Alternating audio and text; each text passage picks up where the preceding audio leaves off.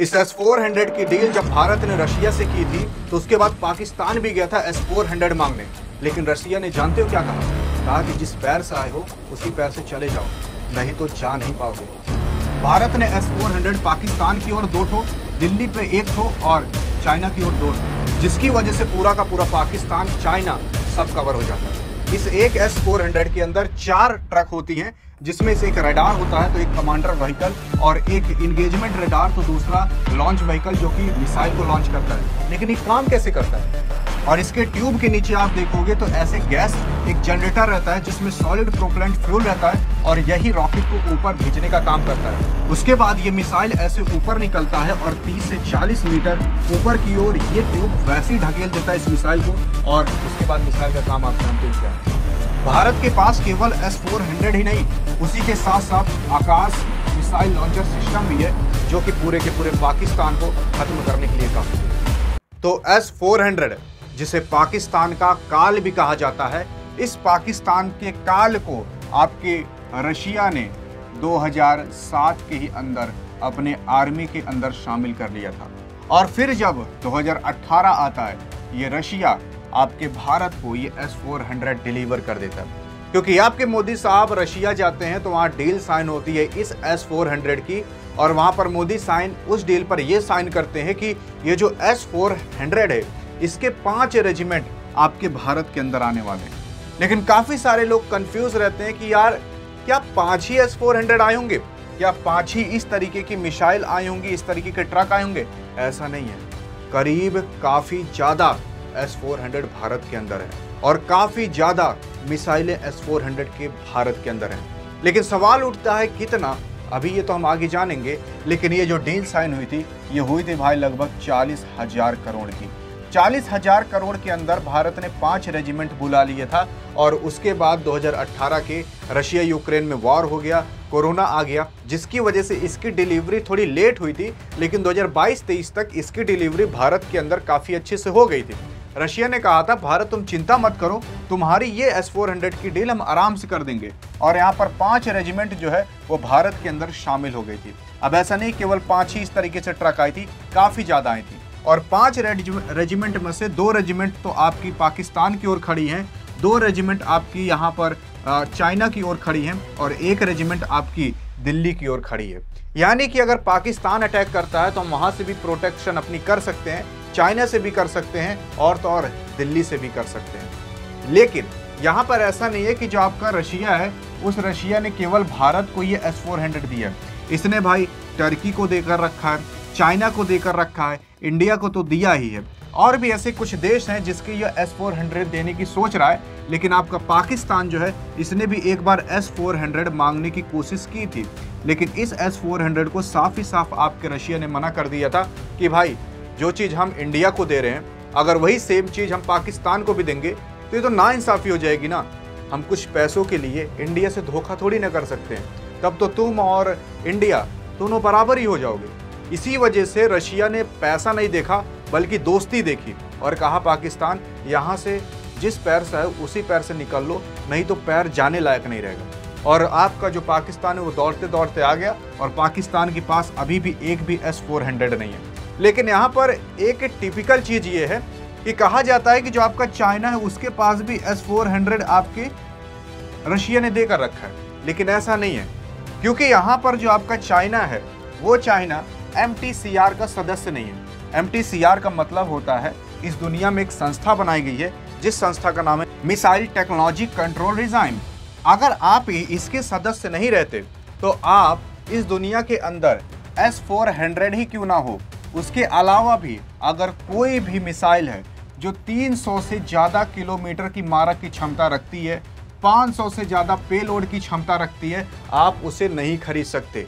और S-400 तो भाई 400 किलोमीटर की मारक की क्षमता रखता है और आपकी चाइना के पास इसीलिए आज तक एक भी 300 से ज़्यादा की मारक की क्षमता का मिसाइल खरीद ही नहीं सकता, ना तो बेच सकता है। हाँ, वो बात अलग है कि बना सकता है, लेकिन उसके पास S-400 की जगह आपके रूस ने S-300 देकर रखा है, जिसकी वजह से जो आपके पास S-400 है उससे काफ़ी ज़्यादा कमज़ोर ये S-300 है।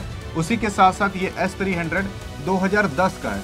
अब आप खुद सोच कर देखो कि 2010 की मोटरसाइकिल और आज की मोटरसाइकिल में तो जमीन आसमान का अंतर है। 2010 की मोबाइल और आज की मोबाइल में जमीन आसमान का अंतर है। तो 2010 का S300 वो 2025 के S400 के मुकाबले ही नहीं कर सकता। और भारत की जो टेक्नोलॉजी वो 2020 की है, ज़्यादा पुरानी भी नहीं हुई है। यहाँ पर आप जो देख रहे हो MTCR के सदस्य जितने भी नीले कलर हरे कलर के यहाँ पर कंट्री दिखाए गए हैं वो सब MTCR के सदस्य हैं। जैसे इंडिया हो गया, रशिया हो गया, ऑस्ट्रेलिया हो गया और इधर US हो गया। ये काफ़ी सारे शहर हैं, काफ़ी सारे देश हैं जो कि MTCR के सदस्य हैं। Canada, France, Germany, Japan, Italy, UK, US ये सभी के सभी MTCR के सदस्य हैं। लगभग आपके 35 ऐसी कंट्री हैं जो कि MTCR के सदस्य में आती है और ये लोग आपस में ही लेन देन कर सकती हैं, जो 300 प्लस की मारक की क्षमता वाली मिसाइल है। लेकिन इसकी वजह से आपका जो चाइना है थोड़ा मार खा जाता है और यहाँ पर आपका इंडिया को बेनिफिट मिल जाता है। यहाँ पर जो ये देख रहे हो ये S300 है जो कि चाइना के पास अभी पड़ा हुआ है। और रशिया की बात कर लें तो वो S500 पर काम कर रहा है। अभी रशिया के पास S500 तैयार भी हो गया है और ये S500 कुछ इस तरीके से दिखता है। ये भाई S400 से भी काफ़ी ज़्यादा खतरनाक है। लेकिन आप सोच कर देखो, रशिया से तो हमें पंगा लेना नहीं है। हमारा जो पंगा होता है वो चाइना और पाकिस्तान से होता है। तो चाइना और पाकिस्तान के लिए S400 काफ़ी है और अभी ये सोचा जा रहा है कि सन 2028-2030 तक भारत जो है वो रशिया से जाकर S500 का भी डील साइन कर सकता है। लेकिन क्या आपके मन में ये सवाल उठता है कि जो भारत ने S400 भारत में लाया है और उसमें काफ़ी लोग कहते हैं कि भाई 5 रेजिमेंट आई हैं, तो 5 रेजिमेंट में कितने आखिरकार ये मिसाइल आती हैं, तो कितने आखिरकार रडार सिस्टम आते हैं, ये कभी सवाल उठा?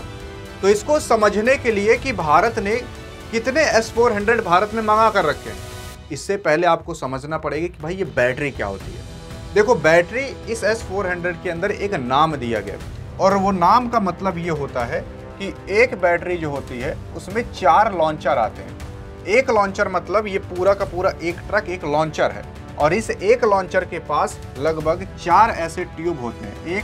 2 आगे हो गए, 2 पीछे हो गए, तो 4 ट्यूब होते हैं और चारों में एक एक मिसाइल भरी रहती है। यानी कि एक ट्रक एक लॉन्चर के पास 4 ट्यूब है, यानी कि 4 मिसाइल है। वैसे ही एक जो बैटरी होती है उसके पास 4 लॉन्चर होते हैं, यानी कि 1 2 3 4, ये 4 की चारों को मिला लोगे ना तो एक बैटरी बन जाती है। वैसे ही अगर आप 2 बैटरी को मिला लोगे तो एक रेजिमेंट बन जाता है। अगर अब आप काउंट करके देखो कि एक बैटरी के अंदर 4 लॉन्चर थे, तो 4 लॉन्चर हैं तो कितनी मिसाइल एक बैटरी छोड़ सकती है? भाई ये 4 हो गई, इसमें 4 मिसाइल, ये भी 4 मिसाइल छोड़ेगी, ये भी 4 मिसाइल, ये भी 4 मिसाइल छोड़ेगी, तो टोटल कितना हो गया? 4 4 16, यानी कि एक बैटरी 16 मिसाइल छोड़ सकती है, 16। तो 2 बैटरी कितनी मिसाइल छोड़ेंगी? तो सिंपल सी बात है 32। तो 2 बैटरी को ही मिलाकर हम एक रेजिमेंट बोलते हैं, यानी कि एक रेजिमेंट 32 मिसाइल फायर कर सकती है एक बार में। वैसे ही भारत ने लगभग 5 रेजिमेंट बुलाया है, 5 रेजिमेंट भारत के अंदर आ गया है। तो आप खुद सोच कर देख लो, इस 32 से अगर आप 5 से गुणा कर दोगे तो 160 निकल कर आएगा। यानी कि भारत एक बार में 160 मिसाइल फायर कर सकता है। और भारत ने केवल ये S400 की यही नहीं मंगा कर रखा है, इसी के साथ साथ इसका पूरा सिस्टम मंगा कर रखा है और ऐसे ही लगभग 1000 ट्यूब और मंगा कर रखी है। यानी कि अगर मान लो एक बार लॉन्च कर दिया गया इस ट्यूब से तो ये ट्यूब खराब हो जाती है। इसके बाद आप जो देख रहे हो इस तरीके से ट्यूब को बदलना पड़ता है। तो मान लेते हैं हम एक बार फायर कर देते हैं, तब तो S400 पूरी तरीके से ख़त्म ही हो गया, कोई मतलब ही नहीं रहा, क्योंकि हमारे पास मिसाइल ही नहीं है। इसीलिए मोदी साहब ने दिमाग लगाया, यार ये तो ख़राब हो जाएगा। और भारत इतना जुगाड़ू है, ख़राब नहीं होने देता कोई चीज़। अगर खाना ख़राब हो गया तो ले जा गोरू को डाल देता है, लेकिन कोई खाता ज़रूर है। वैसे ही S400 ख़राब ना हो, इसी की वजह से लगभग 1000 ट्यूब और मंगा लिए गए हैं कि अगर पाकिस्तान और ड्रोन भेजता है और मिसाइल भेजता है तो हम यहीं से उसको मिसाइल को मार ख़त्म कर सकते हैं। आप मान चलो 1000 अगर वो मिसाइल भी फायर कर दें तब भी हम आराम से बच सकते हैं। 1000 फाइटर जेट को भी मार कर गिरा सकते हैं। एक बार जब S400 लॉन्च होता है ना तो एक ही बार में लगभग 2 मिसाइलें निकलती हैं। 2 मिसाइलें इसलिए निकलती हैं कि अगर मान लो यहाँ पर कोई पाकिस्तान का फाइटर जेट है और ये इधर से आकर मार रहा है, तो जब ये इधर से आकर मारेगा कभी कभी एक मिसाइल से मिस हो जाता है, लेकिन दूसरी की मिसाइल ये ना खदेड़ कर मार देती है। तो एक बार जब भी लॉन्च होता है तो उसमें 2 मिसाइलें निकलती हैं, जिसकी वजह से ना की गुंजाइश मान लो ना के बराबर हो जाती है, क्योंकि इसका रडार सिस्टम इतना खतरनाक है कि तुरंत डिटेक्ट कर लेता है कि भाई किस तरीके से, कहां से, कितनी गति से और किस डायरेक्शन में ये फाइटर जेट, ये मिसाइल जा रहा है। लेकिन सवाल तो ये उठता है कि भाई ये S-400 की टेक्नोलॉजी काम कैसे करती है, कि अगर इसके सामने कोई भी एयरक्राफ्ट आ जाए, कोई मिसाइल आ जाए तो ये डिटेक्ट करके मारती कैसे है। तो इसके लिए पूरा का पूरा एक सिस्टम, एक जाल बिछाया जाता है, जिसका कुछ जाल का कुछ अलग काम रहता है तो कुछ का अलग काम रहता है। इसके लिए आप यहाँ पर ध्यान देना, यहाँ पर लॉन्ग रेंज सर्विलांस रडार होता है। ये कुछ इस तरीके से दिखता है, जो S-400 पर आप ये जो देख रहे हो इसी को रडार कहा जाता है। ये रडार जो है आपका लगभग 600 किलोमीटर तक कोई भी चीज़ डिटेक्ट करने के लिए काफ़ी रहता है। इसकी मिसाइल 400 किलोमीटर तक वार करती है, लेकिन अगर रडार की बात कर लें तो वो 600 किलोमीटर तक जांच पड़ताल कर लेता है। तो आप एक बार खुद सोच कर देखो ना कि भाई 600 किलोमीटर तक, यानी कि पूरा का पूरा अगर एक कोने पर खड़ा कर देना किसी S-400 को, तो आधे से ज़्यादा पाकिस्तान को कवर कर लेगा। और अगर दूसरे कोने पर एक और S-400 खड़ी कर दें तो पूरा का पूरा पाकिस्तान ही कवर हो जाएगा। यानी कि अगर पाकिस्तान अपने देश से कोई चीज़ सोच रहा है कि उठा कर लेकर जाए पाकिस्तान से इंडिया में पटक दें, तो इंडिया पहले ही उस चीज़ को जान जाएगा। और इसीलिए 2 रेजिमेंट खड़ी करके रखा है पाकिस्तान की ओर, और पूरी रेजिमेंट ही खड़ी करके रखा है। तो एक रेजिमेंट में कितने मिसाइल्स और क्या क्या आते हैं वो आपको पता ही चल गया होगा। तो यहाँ पर जो लॉन्ग रेंज सर्विलांस रडार होता है, इसका काम होता है इस तरीके से रडार की एक जाल बिछाकर, सिग्नल की एक जाल बिछाकर, कि भाई अगर ऊपर कोई भी एयरक्राफ्ट मिसाइल उड़ रही है तो उसकी तुरंत पकड़ लेता है। और पकड़ने के बाद इसका काम होता है कि जो कमांड व्हीकल होता है ना, उसको ये डाटा भेज देता है कि देख भैया कौनो न कौनो तो आया है, और कौन आया है तो उसका डिसीजन ये करता है। फिर ये उस डाटा को एनालाइज करता है। उस डाटा को एनालाइज करने के बाद ये फिर इंफॉर्मेशन भेज देता है इसको। आप ऐसे देखोगे कुछ टावर टाइप का है, इसके ऊपर लगा रहता है। इसको कहते हैं इंगेजमेंट रडार। इसका काम होता है कि भाई जो चीज़ आया है उसको ट्रैक कर, उसका टारगेट और मिसाइल सारी चीज़ मुझे गाइड करके, इसकी स्पीड कितनी है, कितनी देर में ये मेरे पास तक पहुंच जाएगा, कितना डिस्टेंस है, तो ये सारी चीज़ उसका डिसीजन ये लेता है। और जब सभी चीज़ों का बूढ़ा गणित हो जाता है तो ये जो कमांड व्हीकल है ना, इसको आप मान चलो इस S-400 का पूरा ब्रेन कहा जाता है। अब इसके अंदर कुछ आदमी बैठे रहते हैं जो कि डिसाइड करते हैं कि भाई मिसाइल भेजने की नहीं। अगर इन्होंने डिसाइड कर दिया, ये जो आप बॉक्स देख रहे हो इसके अंदर आदमी बैठे रहते हैं, अगर इन्होंने डिसाइड कर दिया कि भाई ये तो दुश्मन का कोई एयरक्राफ्ट है या फिर दुश्मन का कोई मिसाइल है, तो ये तुरंत मैसेज भेज देते हैं लॉन्च व्हीकल को। और लॉन्च व्हीकल जो रहता है एक ही साथ 2 मिसाइल फायर करता है, और 2 मिसाइल जो रहती हैं, एक पहले जाकर कोशिश करेगी मारने को, लगभग एक ही बार में सक्सेसफुल हो जाता है, और अगर सक्सेसफुल नहीं हुआ तो दूसरा का जाता है ठोकर आकर चलाता है। और यहाँ पर जो आपका इंगेजमेंट रडार है और जो आपका ये वाला रडार है, दोनों अभी भी एक्टिव रहेंगे, और एक्टिव होने के साथ साथ ये दोनों अभी भी कैच करते हैं। कभी कभी क्या रहता है कि ये दोनों मिसाइल नहीं मार पाती, और अगर नहीं मार पाती तो यहाँ रडार में पूरा का पूरा दिखाता है कि भाई ये एयरक्राफ्ट तो मर कर गिरा ही नहीं, अभी भी उड़ रहा है, इसका मतलब नहीं मरा। और अगर नहीं मरा तो फिर से यहाँ से कुछ मिसाइलें फायर की जाती हैं, और जब तक ये नहीं मारेंगे तब तक इनका पीछा छोड़ा नहीं जाएगा। तो इनका मरना तो तय रहता है। इस तरीके से आपका पूरा का पूरा इस सिस्टम का जाल बिछाया जाता है, और इसीलिए भाई ये 40,000 करोड़ का भारत को मिला। लेकिन क्या आपने ये सोचा है कि भाई ये ऊपर की चीज़ें तो जान गए, लेकिन ये जो मिसाइल निकलती है इसके पीछे क्या टेक्नोलॉजी बनी है? आखिर इस ट्यूब के अंदर ऐसा क्या रहता है कि भाई ये इतना तेजी से इसको फेंकता है और जाकर एकदम सटीक अपने टारगेट को ही मार कर आता है? तो इसके लिए आपको समझना पड़ेगा आगे कि भाई इसकी टेक्नोलॉजी बनाई कैसी गई है। तो ये S-400 की पूरी एक ट्यूब है जो कि अंदर से इस तरीके से दिखती है। इसको बनाया गया कुछ इस टेक्नोलॉजी की मदद से। ये जो नीचे आप देख रहे हो ये पूरा का पूरा एक गैस जनरेटर है। यहाँ पर बीच में एक सॉलिड प्रोपेलेंट फ्यूल रहता है। इस पर हल्की से जैसी चिंगारी लगती है, जो लाल वाला है ना, ये तुरंत जलने लगता है। बहुत हाई क्वांटिटी में हीट प्रोड्यूस करता है। ये कम ही टेम्परेचर पर काफ़ी तेज़ी से जलने लगता है। तो ये जो नीचे आप देख रहे हो ये पूरा का पूरा एक ट्यूब है जो कि अंदर से कुछ इस तरीके से दिखता है। ये ट्यूब का नीचे वाला पोर्शन है जो कि कुछ इस टेक्नोलॉजी पे काम करता है। यहाँ पर नीचे एक गैस जनरेटर होता है और ये जो गैस जनरेटर होता है उसमें बीच में एक सॉलिड प्रोपेलेंट फ्यूल लगाया जाता है। ये सॉलिड प्रोपेलेंट आप ऐसा मान सकते हो ये एक फ्यूल की तरह काम करता है। जैसे आप अपने गाड़ी मोटर में पेट्रोल डीजल भरवाते हो ना, वैसे ही यहाँ पर जो ट्यूब है वह ये नीचे एक फ्यूल की तरह होता है, बस ये सॉलिड के रूप में रहता है।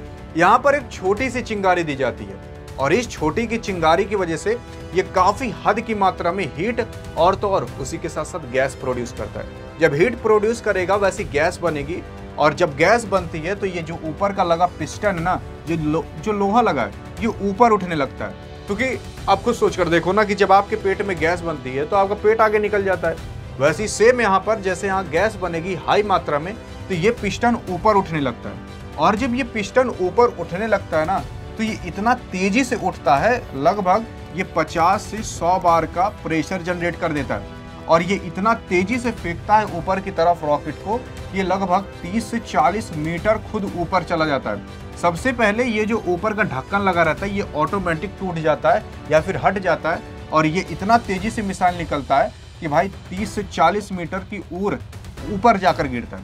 और उसके बाद जो मिसाइल रहता है उसका काम चालू हो जाता है, क्योंकि जिस तरीके से मिसाइल काम करती है उसकी टेक्नोलॉजी आगे काम आती है। यहाँ पर आप देख सकते हो कुछ इस तरीके से रियल में एक निकलता है, लगभग ये 30-40 मीटर ऊपर जाएगा और 30-40 मीटर ऊपर जाने के बाद फिर मिसाइल अपनी तरीके से काम करती है। इस मिसाइल के अंदर भी आप देखोगे नीचे यहाँ पर सॉलिड प्रोपेलेंट फ्यूल भरा रहता है। सॉलिड प्रोपेलेंट इसमें भी एक सॉलिड के रूप में फ्यूल भरा रहता है, वो धीरे धीरे जलता है लेकिन जो एनर्जी रहती है वो काफ़ी हाई मात्रा में प्रोड्यूस करता है। और ऊपर आप नेविगेशन बार देख सकते हो, यहाँ पर जो कंप्यूटराइज सिस्टम रहते हैं, कहाँ जाना है कैसे जाना है वो सब आगे लगा रहता है और ये बीच में भरा हुआ है ना यही मेन जाकर फटता है।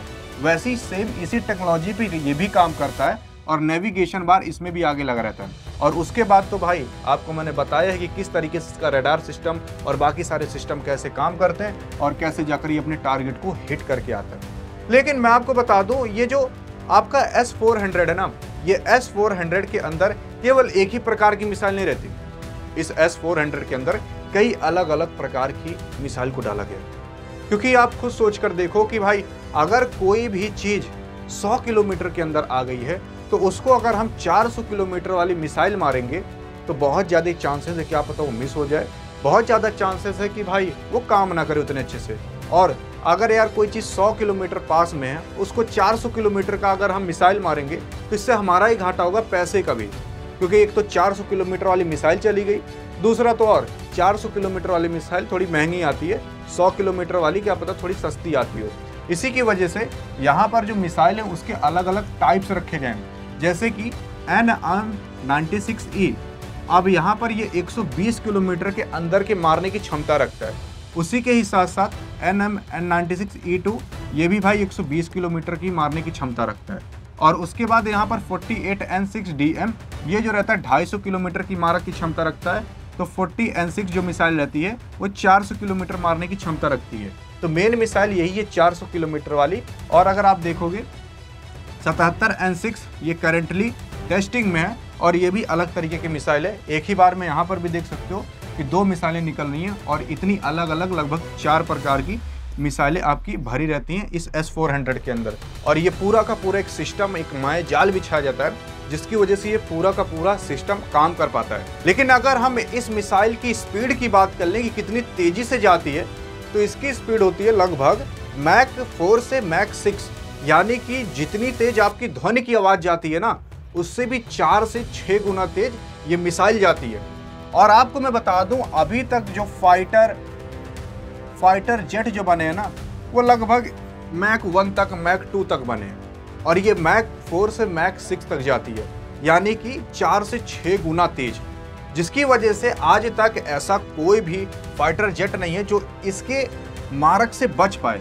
और इस S-400 की सबसे अच्छी खासियत ये है कि ये 360 डिग्री में मार कर सकता है। 360 डिग्री का मतलब ये है कि अगर ये इधर से निकलता है तो आप इसको डिसाइड कर सकते हो कि भैया कि तुम्हें इधर जाना है कि इधर जाना है कि उधर जाना है कि इधर जाना है। इधर जाना है वो आप किसी भी ओर इसको भेज सकते हो, क्योंकि इसकी जो ट्यूब रहती है वो सीधी ऐसी खड़ी रहती है, जिसकी वजह से ये जब निकलती है तो आप इसको चाहे जिस डायरेक्शन में भेज सकते हो। वहीं ये S-400 अमेरिका के पास नहीं है, लेकिन है S-400 नहीं कह सकते, लेकिन जो अमेरिका के पास है ना, उसका कुछ इस तरीके से रहता है, वो एक तरफ रहता है। तो यानी कि उसको आप एक ही तरफ इस तरफ मार सकते हो। अगर आपको दूसरी तरफ मारना है तो उसके लिए दूसरा एक रखना पड़ेगा, तो जो इस तरफ मार करता रहेगा, जिसकी वजह से यहाँ पर आप एक S-400 खड़ी करोगे और वहाँ पर 4 ठो खड़ी करोगे, तब जाकर वो एक S-400 के बराबर आ पाएगी। लेकिन क्या आपने एक बार भी ये सोचा कि अगर कोई एक छोटा मोटा ड्रोन अपने भारत देश के ऊपर हमला कर रहा है, तो अगर उसे आप S-400 से मारोगे, पता लगा 100 रुपये का ड्रोन, उस पर मार रहे हो आप 100 करोड़ का S-400, तो इससे कोई मतलब निकला? नहीं निकला ना। इसी के वजह से भारत ने, भाई भारत की जो DRDO है, उस DRDO ने एक आकाश नाम का मिसाइल रॉकेट सिस्टम बना कर रखा है। ये आकाश नाम का रॉकेट मिसाइल सिस्टम लगभग 70 किलोमीटर के एरिया तक मार कर सकता है। ये S-400 के जितना महंगा भी नहीं है। अब इसे भारत ने ही 2007 के अंदर अपनी आर्मी में शामिल कर लिया था, जिसकी वजह से अगर छोटी मोटी कोई मिसाइल आ रही है, छोटा मोटा कोई ड्रोन आ रहा है, उसको आप इस आकाश से मारकर ख़त्म कर सकते हो। ये जो एक आकाश का ट्रक होता है, उस पर 3 ऐसे आकाश की मिसाइल लगी रहती हैं, जिसका कि एक्यूरेसी देखोगे तो काफ़ी अच्छा है। लेकिन अगर उसके बाद हम बात करें कि भाई अगर कोई चीज़ 70 किलोमीटर के एरिया के भी अंदर आ गई है, 1 से 2 किलोमीटर के एरिया के अंदर आ गई है, या फिर 10 किलोमीटर के एरिया के अंदर आ गई है, तब आप क्या करोगे? उसके लिए भी भारत के DRDO ने एक सिस्टम बनाकर रखा है, जिसका नाम इंटीग्रेटेड काउंटर UAS नाम है। लेकिन अब आप ये मत सोचना कि UAS आ गया तो क्या पता इसे अमेरिका वालों ने बनाया होगा। इसे भी भारत ने ही बना कर रखा है, और DRDO जो संस्था है भारत की, उसने बना कर रखा है। अब भारत में जो भी गोला बारूद तोप ये सब बनते हैं, ये सब DRDO के ही हाथ में रहता है। अब यहाँ पर ये जो आप देखोगे ना, ऐसे उसके ऊपर भाई एक लेज़र लाइट लगी रहती है। ये लेज़र लाइट इतना हीट प्रोड्यूस करती है कि अगर कोई छोटा मोटा ड्रोन काफ़ी करीब आ गया है, या फिर 1 से 2 किलोमीटर के एरिया के अंदर आ गया, तो इससे इतनी हीट निकलती है इस लेज़र लाइट से कि हवा में ही जलाकर ख़त्म कर देती है। और कभी कभी क्या रहता है कि भाई 1 से 2 किलोमीटर के थोड़ा सा उस पार है, मतलब वहाँ तक लेज़र लाइट नहीं पहुँच पा रही, तो केवल यही 2 ही ऐसी व्हीकल नहीं रहती। इसी के साथ साथ कुछ ट्रक भी होते हैं जिस पर मिसाइलें रखी रहती हैं, जो कि 10 से 20 किलोमीटर के एरिया तक मार कर सकती हैं, जिसकी वजह से अगर काफ़ी अंदर तक कोई मिसाइल आ गई है, तब भी वो उसको मारकर ख़त्म कर देगी। 1 से 2 किलोमीटर के अंदर आ गई है, तब भी मारकर ख़त्म कर देगी। अगर 70 से 100 किलोमीटर के अंदर है तो आकाश मारकर ख़त्म कर देगा, और अगर उससे भी दूर है तो S-400 जिंदाबाद। इसी वजह से भारत इतना सेफ बन जाता है कि पाकिस्तान जो अटैक हमारे ऊपर करता रहता है छोटे मोटे, हम उसे ऐसे चुटकी में ख़त्म कर देते हैं। और पाकिस्तान की दिमाग नहीं है कि सोचता है कि भाई हम छोटा सा ड्रोन भेजेंगे, इंडिया वाले S-400 मार मार कर अपना ख़त्म कर देंगे। मंद बुद्धि लोग हैं, कौन समझाए। बाकी S-400 कैसे काम करता है अगर समझ आया हो तो देश के लिए एक बार कमेंट में जय हिंद जरूर लिख देना, क्योंकि आपके इसी S-400 ने देश को काफ़ी बार प्रोटेक्शन दी है और बचाया भी है। बाकी S-400 के बारे में और जानना हो तो बगल में क्लिक करके देख सकते हो। मिलेंगे इस वीडियो में, तब तक के लिए जय हिंद और जय भारत।